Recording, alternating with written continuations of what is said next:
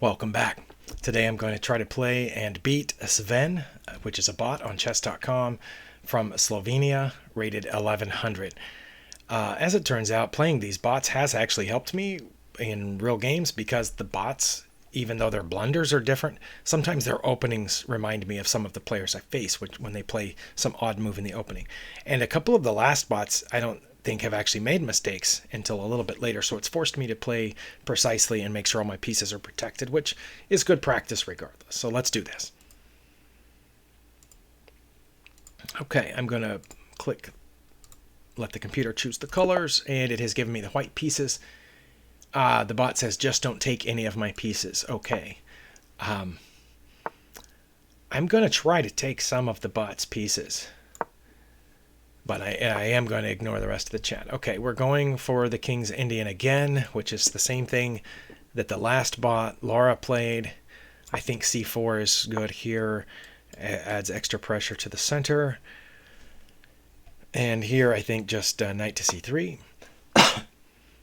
Yeah, so, well, until that, it looked identical to the last bot. I think the last bot just castled there. I don't know that d5 is great here. I think I can just take it, can't I? I mean, I know they can take back.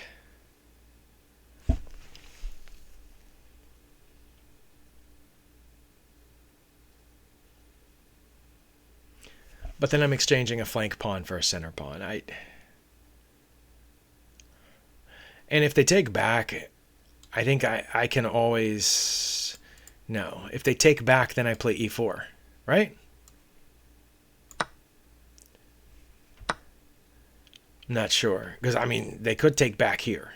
But I do know that this pawn is doubly defended right now. So I think I can just play e4 now and get the full center, have two center pawns. If they take here, I mean, that's just, then I have a support for my center pawn structure.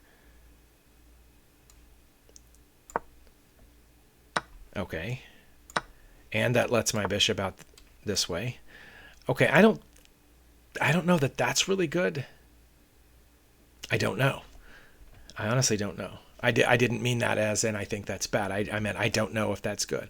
I do know that if I push past it, if this bishop wasn't here, if we go back toward the beginning and I had just played d4 and they play this, I know that my best move is to push past it. I've studied that. The Benoni or the old Benoni, something like that. But with the bishop here, if I push past it, they just get this pawn now. But I do know that right here, if they take, I can take back. So I'm not worried about that. I do know that I can get this bishop out, perhaps with check, and then I can castle. But I just to make sure, I do have 1, 2, 3 pieces defending that pawn. And they have 3 attackers. Then that way whoever does the attacking first needs to have more pieces, because if they attack first and I would take back with the pawn and then they take back and I take back, they're not going to take because I have the last defender. Right. Okay. So let's... I don't know. I don't know if I should... Yeah, if they block with the bishop, I'll trade it. Check. If they block with the knight, I can leave it there for a second. I can castle. That way, if this ever happens, I won't be in check. But now they've added an extra attacker to the d5 square, which makes me wonder if I shouldn't defend it. Oh, but that's not an attacker as long as this is here. Never mind. Okay. Yeah, see, that's pinned, so it doesn't matter. I don't think. Now it matters. Now that piece can attack here. But now I can add another defender to it, either here or here. Because they have 3 attackers on it, and now I have 3 defenders on it. I still have 3 defenders on it, just that this is pinned. And I don't have one of those cool things where the undefended bishop gets hit because I don't have, a check or something fancy with this knight. So that for the time being, they have effectively removed one of my defenders of d4. I think I can fix that just by this.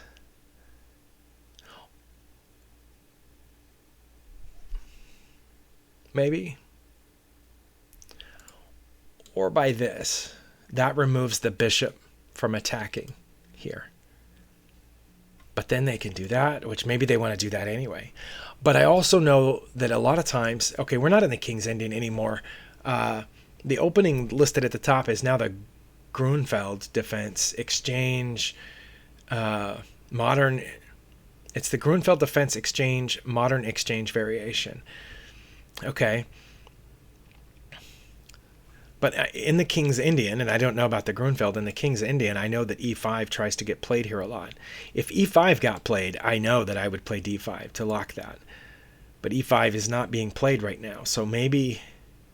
And if I move the pawn right now, I lose my rook. So, should I... Let's see, if I move my queen up to get out of the pin, they can just take it, and then I don't have a defender on that anymore. And I have to take back with the pawn, which opens up my king.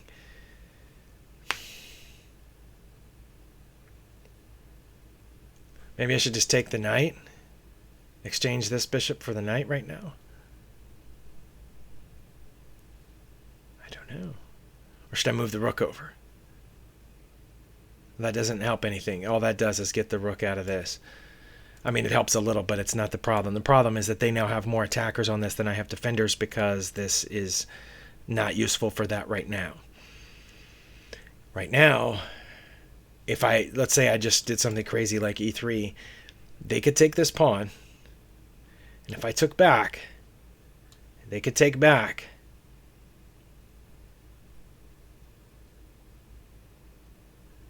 And if I took back with the knight, I would lose my queen. And if I took back with the queen, they could take the knight then.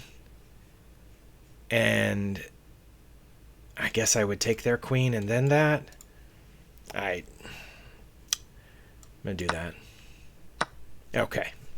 I've created an isolated pawn that's not connected to the rest of the pawn structure. Now I can bring my queen up and no, but then they'll still do that. Maybe I should take care of this now. Okay, okay. That was a mistake. You don't want to defend, at least I'm pretty sure it was a mistake. You don't want to defend a piece with the pawn when the attacker is a pawn. That would make sense if the attacker was a bishop or a knight, but it doesn't make sense when the attacker's a pawn. I think I'm just going to take that, and I know that leaves my H-file open, but nothing's coming down the H-file right now. Maybe it will eventually. And now I'm going to have to move my knight, which is going to remove a defender from this. I do know that. But I'm up a piece and down a pawn. The question now becomes where to move my knight. If I move my knight here, they can attack it with the pawn, and then I don't have anywhere to move the knight to. So I think I have to move the knight here. But then they move forward, and I have to take and double my pawns. Maybe it's time to give this pawn up. And let the... Oh, what if I went here? What if I went there? They could attack. If they attacked it with the pawn, then I would win this pawn. And if they took with the bishop, I would take back, and then maybe we would have a queen trade. I'm going to go there. Okay, that was a mistake too. I'm pretty sure, because I'm attacking both these pawns here. Oh, but they defended both of them, so maybe it wasn't a mistake. Maybe it wasn't a mistake. That was actually, maybe that was a good move on the bot's part. It defended both the pawns that my knight was attacking. But it removes one of their attackers from this pawn, so I think I can safely put this knight back here now. And they don't have any pawns on the B and D files to come after this. Yeah, they can do that, but I was about to do something else with the knight here anyway. And, for example, I can defend the knight with my queen at this point and get ready to move some rooks around. Yeah, let's do that. And then I can get control of the open file here. And I have a semi-open file there. So should I put my rooks on the B and C files?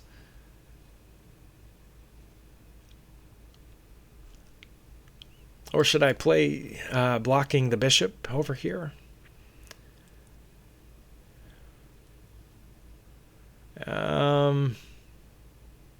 Yeah, if I start playing block the bishop, then they can come attack the base of the pawn chain there. Right now, that's... I mean, I don't know. I don't know enough about pawn structures to know which one of these is a weakness considered right now. Right now, they're both technically defended by the queen, and that one's defended also by the bishop. But I think if I move this one forward, then that technically is called a weakness or a backward pawn, maybe. And then they can attack it. And then if I move, then that pawn's only defended by the knight. And then it starts getting complicated. And I don't know enough about that yet. But I do know that rooks belong on open files. So let's try that. Also, that gets the rook out of this this diagonal. And rooks also belong on semi-open files sometimes. Okay, that's defended, so I'm not sure what that does.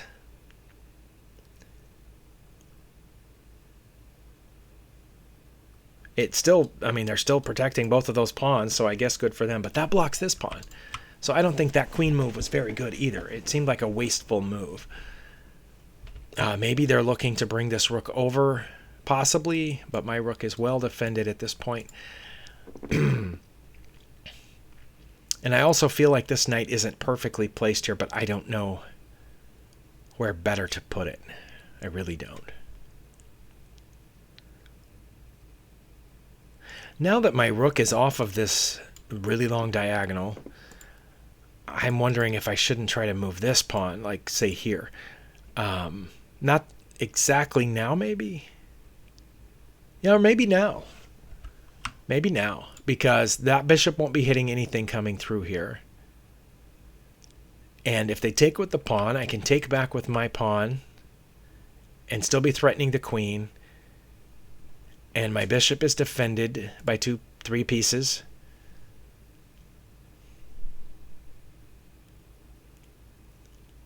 But that loosens some of my hold on the center, right? Because right now I have 2 center pawns. But maybe as we're getting near the end of the middle game, maybe the center pawns aren't as important anymore. Just don't know. Not sure. Okay. I think I'm going to put this rook here.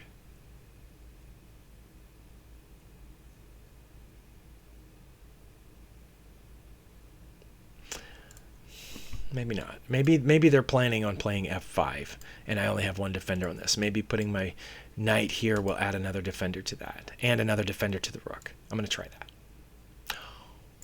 That pawn's undefended. Good grief. Okay, well, let's move the pawn then. Yeah, because that was the problem with moving my knight, is that they would have just picked up a pawn over there. Okay, I kind of expected that, but I'm not incredibly worried about it.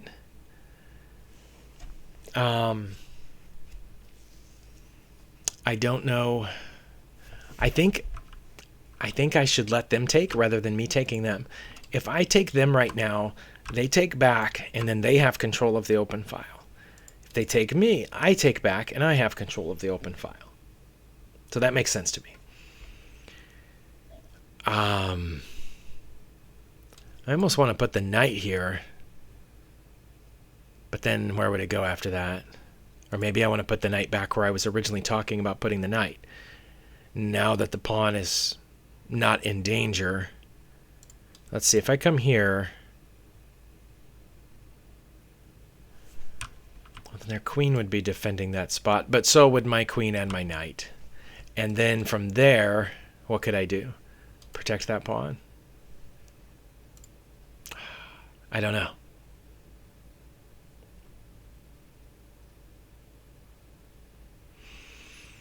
I'm going to go back to this idea, because then when I move the knight, my rook will be hitting that pawn also. Okay, they've added an attacker to my d4 pawn. Still very concerned about that. But if they attack it, and I attack it, they just lose a bishop for a pawn, because I still have another piece on it. So I am going to go for that pawn. I think.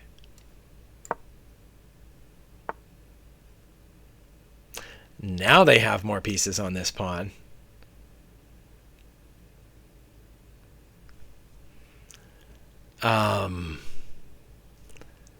But let's see. If I take the c pawn, guarded by the knight, then they have to move their queen. And they wanted their queen here, but they wanted their bishop to hit that first. Let's see. But if I do that, they could check here, but then I would take their rook to get out of check, and then their queen would still be in danger from my rook up here, and it would have to move.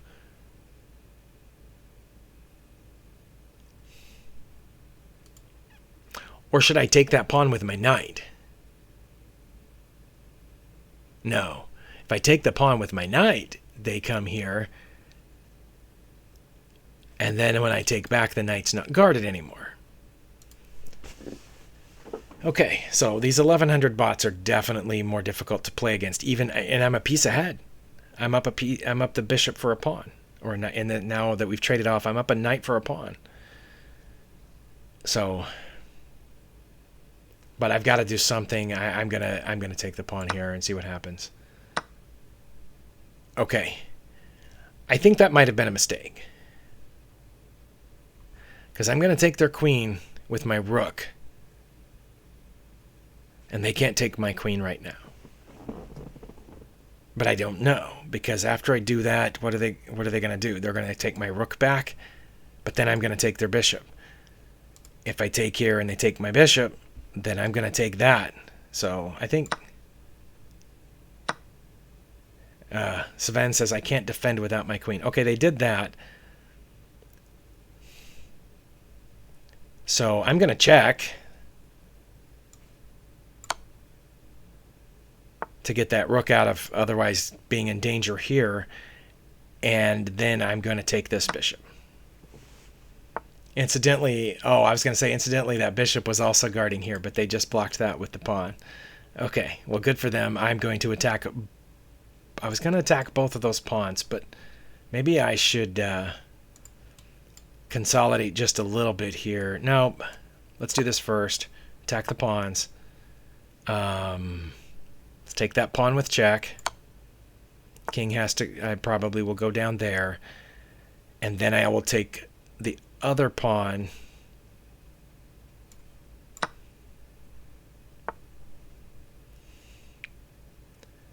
And then I need to get my queen out of this pin. And I think an easy way to do that is right here with check. And then, even though the bishop will be unguarded, I'll be able to move it probably here at some point. So let's check. And then mate. Okay. All right. It took us only 31 moves. That was much better than the Laura bot, but still there were places in there where I definitely felt uneasy. I felt like I was at risk of making a bad move. I'm going to check the game review, even though I know it's not at a very high depth or low depth. Why depths aren't high, depths are low, right? Anyway, I'm going to check it. Pretty proud of that. 93.1%. That's much better than I did against the last bot, Laura. 0 inaccuracies, 0 mistakes, 0 blunders, 0 missed wins. Very good. The bot had 3 inaccuracies, 1 mistake, and 1 blunder. So I'm guessing if I run the game review, there won't be much stoppage if I just do the start review. Oh, but it says I have 1 great move. Let's go see what that is. We played 8 book moves. Okay. I will just say that the book moves listed on chess.com in these game reviews don't always match up with the actual book. And by the book, I mean the literal physical book that I have, like Modern Chess Openings, and there are other opening books. Some of those I've noticed, the actual opening main line or whatever, occasionally I've gone as far as like move 12 without realizing it, but chess.com will only get it to like 6 or 7 or something. And between 5 and 7 is really common at my level, sometimes as low as 3 or 4. depending on what opening it is, like the Larson attack or something. Those don't have really long lines that most people know. And usually we switch them to the hippo or something. But in a lot of these openings, like the Queen's Gambit declined or the Queen's Pawn opening, Zukertort variation, even if we know the lines, we usually don't get to move 8. That's a lot of book moves. And it says it's good to get your piece off its starting square and into the action.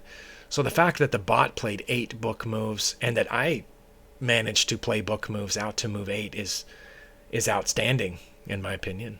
Next.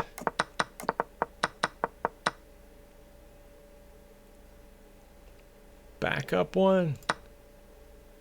We knew that was a mistake. I didn't know it was counted as a blunder, but it just hung a piece. So how is that a great move?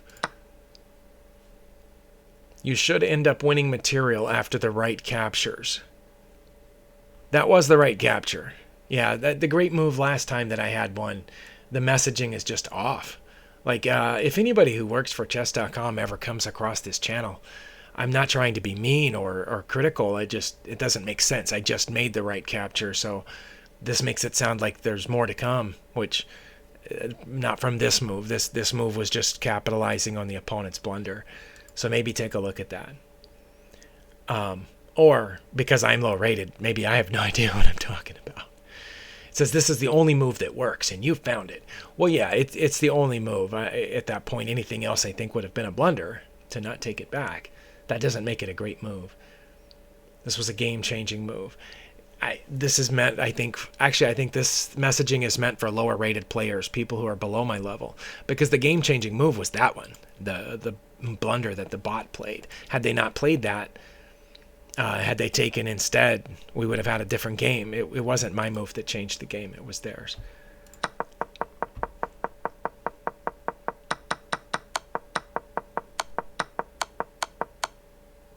Looks like I did okay. No mistakes, no blunders, no inaccuracies. But yeah, a little disappointed in the messaging on the great move. But I haven't had a brilliant one in a while, so I forget what the messaging said on that one. Next time I get a brilliant move, hopefully it'll be on camera and I can tell you what it says. But thank you for watching.